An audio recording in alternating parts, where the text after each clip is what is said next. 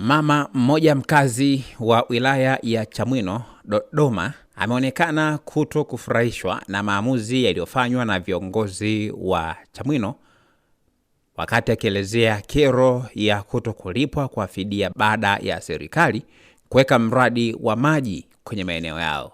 Mama huyo ameonekana akisoma vifungu vya sheria na katiba kwa Mheshimiwa Waziri Mkuu Lameck Nchemba kutokana na kuguswa na swala hilo. Tazama hali ilivyokuwa. Naitwa Mere Ndahani Mbwambo. Nilikuwa naomba viongozi wetu wawe wa kweli. Na jana niliongea na mmoja kwa kero tunazipelekea Waziri Mkuu. Muwe wa kweli, mseme kweli ili tuende pamoja. Naomba nianze na Waziri Mkuu Aweso. Wengine wanapiga kona. Huo mradi wa maji toka uchukuliwe mwaka juzi na umeshaanza kutumia maeneo, hatujalipa hata senti 5, tumebaki na makaratasi.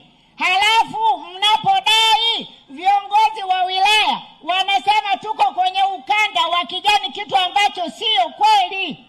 Tarehe 16 mwaka jana mwezi wa 4, kama waziri mheshimiwa utakumbuka, sijaonja kitu toka asubuhi, nasema ukweli wa Mwenyezi Mungu. Ulikuja na katibu mkuu mwanangu, kama atasema ukweli, mlisema tutalipa mwezi ujao, ina maana zingelipa mwezi wa 5. Lakini mpaka dakika hii namshukuru mkuu wa wilaya, lakini anapopewa taarifa wanamdanganya. Anajitahidi sana mkuu wetu wa wilaya, lakini viongozi wa mkurugenzi hawasemi ukweli.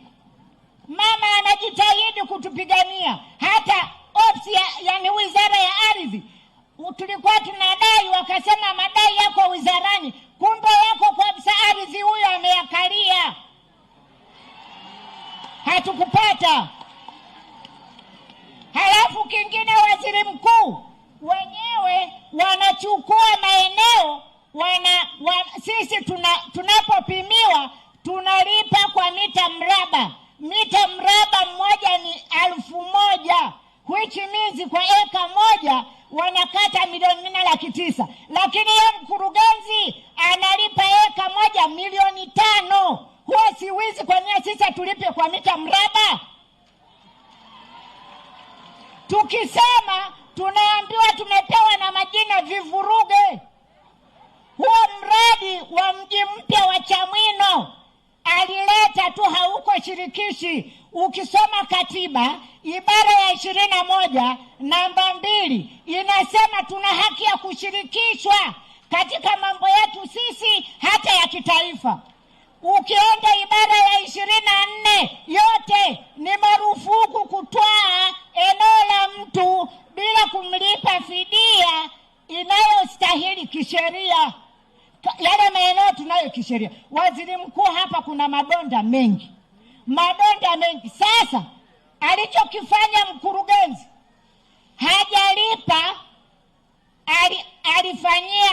alifanya ubabe. Mimi natumia msamiati huu. Alifanya ubabe kutoa maeneo ya mradi wa miji kinyume na maagano yetu ya tarehe 29 mwezi wa 12. Watu wamelima, amelipa hii fidia mwezi uliopita, lakini amekuja kufyeka mazao ya watu. Nyinyi mnasema tulime tupunguze njaa, halafu yule bosi wake anasema nyinyi mmekunja nyuso, mtakufa haraka. Hii takataka tu tutalipa. Chakula ni takataka. Wanakauliza jeuri baba, na wengine wamefyekewa hata kulipa hawajalipwa. Wanajibu majeuri. Tunaomba ulimalize leo na uweke ahadi, watu ahidi leo. Ukiondoka si wengine tutakoma, tunaojifanya kidomodomo hapa. Asante.